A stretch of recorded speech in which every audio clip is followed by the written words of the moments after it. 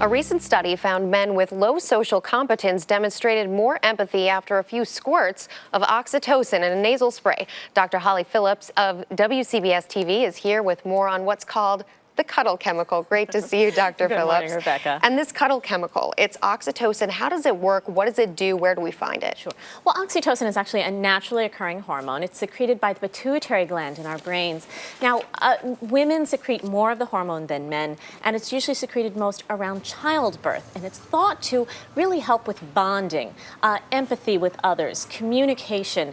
And part of the reason it's secreted so much during childbirth is it helps the mother bond with the child and form those attachments after birth. But it might also have some other uses. Other uses, for example, like making men nicer that this study showed.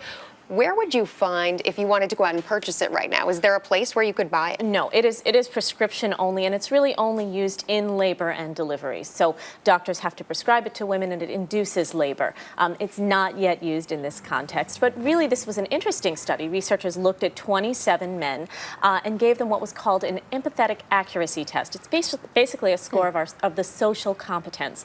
Now, men who had the lowest score going in, who took the oxytocin nasal spray, were thought to be more sensitive, more understanding, and more empathetic afterwards. So we saw the actual study did show that these men were nicer afterwards. Yeah. In terms of the practical applications for this study, what are scientists getting at here? Right. Well, the researchers were interested in doing this study primarily because they think it might be of benefit for people who have social anxiety disorders or in some syndromes like autism and the autism spectrum disorders. It might help with people. It might help people build those attachments and bonding that can be problems in those disorders. But it's still a ways away. It's not something that's going to be used right now. We have to look at the side effect profile and see how much benefit it might be. The application for those insensitive boyfriends is still way down the line. Dr. Holly Phillps, thank you so much. We appreciate you being with us here. Sure. Such Anytime. an interesting topic.